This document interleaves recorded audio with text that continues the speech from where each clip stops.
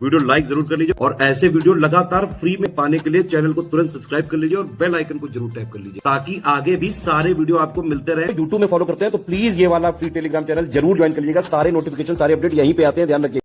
Hello friends, exam preparation के YouTube channel पर मैं प्रियंका एक बार फिर से आप सभी का स्वागत करती हूं। और आज के इस क्लास में हम लोग मैप के थ्रू लर्न करने वाले हैं agricultural research institute in India, जो कि आपके लिए क्वेश्चंस हर बार एक या दो पूछे जाते हैं और ये मैच करने के लिए भी आ सकते हैं। तो याद रखिएगा, ज्योग्राफी से रिलेटेड कुछ क्वेश्चंस ऐसे हैं जिनको आप सिर्फ एक दो क्लास में कवर करके प्रिपेयर कर सकते हैं। तो पूरा वीडियो ध्यान से देखिए और इसके साथ साथ रात को 9 बजे आप प्रैक्टिस कर सकते हैं मेरे साथ ROE ROD एग्जाम की। तो दोनों क्लासेस आपको फॉलो करनी है, प्रैक्टिस भी कीजिए क्वेश्चन की और साथ में डेली आप जो इंपॉर्टेंट टॉपिक्स हैं एग्जाम रिलेटेड उनको कवर कीजिए, ठीक है। इसके साथ ही आप कंप्लीट कोर्स एक पास पाना चाहते हैं तो भी आपके पास ऑप्शन है, आप स्टडी फॉर सिविल सर्विसेज का कोर्स ज्वाइन कर सकते हैं, जिसमें आपको कंप्लीट स्टडी मटेरियल मिलेगा, वीडियो रिकॉर्डेड क्लासेस हैं, PDF नोट्स हैं, डेली प्रैक्टिस होगी, टेस्ट सीरीज वगैरह, mock test, full length mock test. तो इस तरीके से आप ROE की प्रिपरेशन कर रहे हो या फिर UP PCS या अदर स्टेट PCS की भी सारे कोर्सेज आपको ऐप पर मिल जाएंगे, आप उससे परचेज कर सकते हैं। या फिर आपको कोई और इन्फॉर्मेशन चाहिए कोर्स से रिलेटेड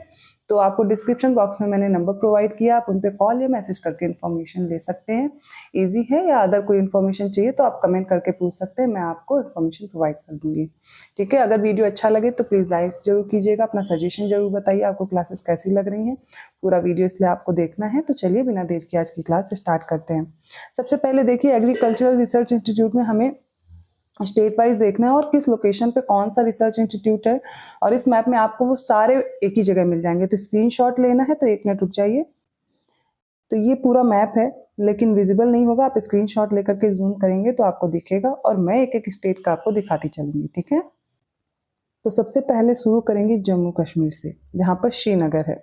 तो श्रीनगर में है central institute of temperate horticulture. कहाँ पर है? श्रीनगर में है, याद रहेगा, ठीक है। तो आगे बढ़ते हैं। इसके बाद शिमला में है सेंट्रल पोटैटो रिसर्च इंस्टीट्यूट, कई बार पूछा गया है। शिमला में कौन सा है? सेंट्रल पोटैटो रिसर्च इंस्टीट्यूट, ठीक है। नेक्स्ट है जालंधर एनिमल हेल्थ इंस्टीट्यूट। कहाँ पर है? जालंधर, पंजाब में है, ठीक है। शिमला हिमाचल प्रदेश में, जहाँ पर सेंट्रल पोटैटो रिसर्च इंस्टीट्यूट है। जम्मू कश्मीर के श्रीनगर में central institute of temperate horticulture है। नेक्स्ट आ जाते हैं करनाल और हिसार, दोनों जगह पे, मतलब हरियाणा में जो करनाल है। इंडियन डेयरी रिसर्च इंस्टीट्यूट कहाँ पर है? तो करनाल में है। इसके अलावा और कौन सा है? तो central institute for research on buffaloes, ये कहाँ पर है? हिसार में है। दोनों याद रखिएगा, ठीक है। नेक्स्ट आते हैं यूपी में। तो यूपी में कौन कौन से? वैसे तो यूपी का आप अलग से पढ़ेंगे, लेकिन यहाँ पर जो इंपॉर्टेंट है वो देखिए एग्रीकल्चर से रिलेटेड। पहला तो गाजियाबाद में याद कीजिए, national organic farming research institute. कहाँ पर है? गाजियाबाद में। कानपुर में Indian institute of pulses research, ठीक है। दलहन अनुसंधान संस्थान कहाँ पर है? कानपुर में है। फिर लखनऊ में और भी हैं, सेंट्रल इंस्टीट्यूट ऑफ सब ट्रॉपिकल हॉर्टिकल्चर और Indian institute of sugar cane research, ठीक है, IISR, ये कहाँ पर है? लखनऊ में है। और इंडियन इंस्टीट्यूट ऑफ सब ट्रॉपिकल हॉर्टिकल्चर भी लखनऊ में है, याद रखिएगा। ये दोनों कानपुर में देख लिया, गाजियाबाद में देख लिया, ठीक है। अब आगे बढ़ते हैं, ये है जयपुर में। तो जयपुर में चौधरी चरण Singh national institute of agriculture marketing है, जयपुर राजस्थान में। अविका नगर में है central sheep and wool research institute, Rajasthan के अविका नगर में। जोधपुर में सेंट्रल एरिड जोन, कई बार पूछा गया है, सेंट्रल एरिड जोन आपको याद रखना है, जोधपुर में है। यूपी के झांसी में भी आपको याद रखना है, रानी लक्ष्मीबाई सेंट्रल एग्रीकल्चरल यूनिवर्सिटी है। झांसी में Rani Lakshmibai central agricultural university है, याद रखिएगा। नेक्स्ट है गुजरात। तो गुजरात के आनंद में कौन सी है? नेशनल डेयरी डेवलपमेंट बोर्ड है, ठीक है। कोलकाता, तो कोलकाता में central research institute for jute and allied fibres. Cuttack Orissa में नेशनल राइस रिसर्च इंस्टीट्यूट है। हैदराबाद में याद रखिएगा central research institute for dryland agriculture. Nagpur में central institute for cotton research और पुणे में है national research centre for onion and garlic. Next है राजमुंद्री। तो ये जो आंध्र प्रदेश का राजमुंद्री, यहाँ पर सेंट्रल टोबैको रिसर्च इंस्टीट्यूट है, इंपॉर्टेंट है, ठीक है। कोयम्बटूर में sugar cane breeding research institute of India है, कोयम्बटूर में याद रखिएगा। और कोच्चि में central marine fisheries research institute है। पोर्ट ब्लेयर पे याद रखिए सेंट्रल एग्रीकल्चरल रिसर्च इंस्टीट्यूट भी है, तो पोर्ट ब्लेयर को भी मत भूलिएगा। एक बार फिर से देख लीजिए, श्रीनगर में central institute of temperate horticulture, Shimla में सेंट्रल पोटैटो रिसर्च इंस्टीट्यूट, इसके बाद जालंधर में एनिमल हेल्थ इंस्टीट्यूट है, स्क्रीनशॉट ले लीजिएगा। एक दो बार रिपीट कर रही हूँ, इससे आपको याद हो जाएंगे। और ये मैच करने के लिए ही आते हैं, इनसे रिलेटेड और कोई फैक्ट्स नहीं पूछे जाते। तो यहाँ पर जहाँ पर लर्न करने वाली चीज़ें वहाँ पर मैं सिर्फ रीड करी जिससे आपको याद हो जाए। जो समझाने वाली चीज़ें होती हैं उनकी क्लासेस आपकी अलग से हो जाती हैं।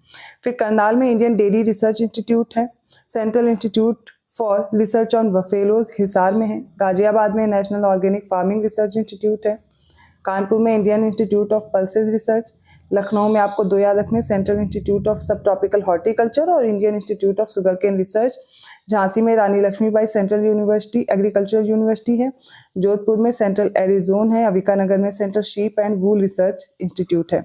आनंद, तो अभी आपने देखा था यहाँ पर Indian dairy research institute Karnal में है, लेकिन central institute for cotton research ये नागपुर में हो जाएगा, और डेयरी से रिलेटेड ये आनंद, मैं भूल गई थी, आनंद में नेशनल डेयरी डेवलपमेंट बोर्ड है। ठीक है, तो ये दोनों में कंफ्यूज मत होइएगा। कोलकाता में आप देखेंगे central research institute for jute and allied fibres है, कटक में नेशनल राइस रिसर्च इंस्टीट्यूट है, हैदराबाद में central research institute for dryland agriculture, और राजमुंद्री में central tobacco research institute, Coimbatore में sugar cane breeding research institute of India है, कोच्चि में central marine fisheries research institute है, और पुणे में national research centre for onion and garlic है, पोर्ट ब्लेयर का सेंट्रल एग्रीकल्चरल रिसर्च इंस्टीट्यूट है। देखिए ये चीज़ आपको तैयार कर लेनी है, सिर्फ इतने ही नहीं है, और भी हैं इंस्टीट्यूट, लेकिन ये जो एग्रीकल्चर से रिलेटेड अक्सर आपके एग्जाम में पूछे जाते हैं वो मैंने इसमें दे दिए हैं।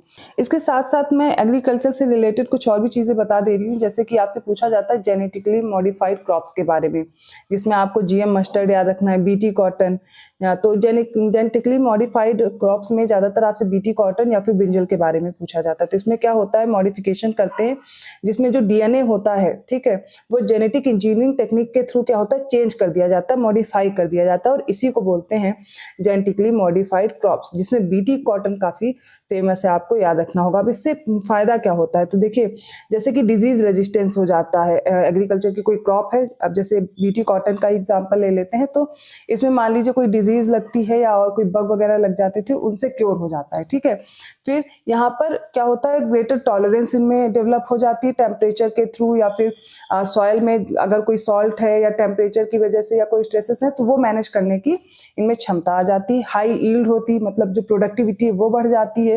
ये जेनेटिकली मॉडिफाइड जितने भी क्रॉप्स होते हैं, ठीक है, इनमें जो माइक्रो न्यूट्रिएंट्स हैं वो ऐड कर दिए जाते हैं। तो जैसे कि स्टेटमेंट बनता है आपसे इनसे रिलेटेड, तो वो स्टेटमेंट गलत नहीं होंगे, तो इसलिए आपको पता होना चाहिए कि जेनेटिकली मॉडिफाइड क्रॉप्स का क्या यूजेज है और इनमें कौन कौन से एग्जाम्पल्स हैं। ठीक है, और क्या होता है कि मेडिसिन या वैक्सीन डेवलप करने के लिए भी यूजफुल रहते हैं।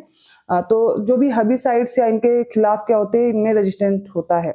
और फूड जो होता है, जैसे कि कोई फूड है, अभी उसकी सेल्फ लाइफ बहुत कम है, लेकिन अगर जेनेटिकली मॉडिफाइड है तो वो बहुत जल्दी खराब नहीं होगा, स्पॉयल नहीं होगा, तो उसकी जो सेल्फ लाइफ है वो बढ़ जाती है।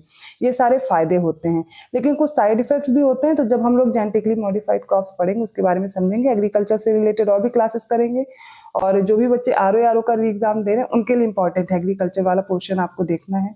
लाइव स्टॉक और एनिमल हस्बेंड्री के बारे में भी जो भी सेंसस होते हैं, जो लेटेस्ट सेंसस होगा वो भी मैं करवा दूंगी, और एग्रीकल्चर डेटा भी करवाऊंगी। तो इतना चीज़ आपको तैयार रखना है। प्रोसेस क्या होती है जेनेटिक मॉडिफिकेशन में वो भी देख लीजिए। तो DNA एक्सट्रैक्शन होता है, जीन क्लोनिंग की जाती है, ट्रांसफॉर्मेशन होता है, सिलेक्शन होता है, सारी चीज़ें मैं, ये बायोलॉजिकल टर्म्स है, शायद समझ में नहीं आ रहे होंगे, मैं अगली क्लास में बहुत अच्छे से आपको समझाऊंगी। ठीक है, और ये जो सारी क्रॉप्स हैं इनको मैच करने के लिए आता है, आप पिछली क्लास उठा करके देखिएगा, मतलब पिछले जो PYQs हैं उनको भी देख लीजिएगा एक बार, तो आपको समझ आ जाएगा यहाँ से प्रश्न बनते हैं। तो एक दो बार रिपीट करके या लिस्ट बना करके तैयार कर लेंगे। जिनको भी लग रहा है इससे नहीं पूछा जाता है तो एक बार PYQ जरूर देख लीजिएगा, यहाँ से प्रश्न आए हुए हैं तो ठीक ठाक क्वेश्चन बनते हैं आपके। जिन टॉपिक से वो सारे टॉपिक मैं कवर कर रही हूँ दोपहर 1 बजे वाली क्लास में। तो आज की क्लास छोटी है लेकिन इंपॉर्टेंट है, तो पूरा वीडियो देख करके आपको एक दो बार रिपीट करके तैयार कर लेना है। वीडियो अच्छा लगा तो प्लीज़ लाइक जरूर कीजिए और लोगों को शेयर करते रहिए। और ऐसे ही टॉपिक के साथ मैं मिलती हूँ अगली क्लास में, तब तक के लिए धन्यवाद।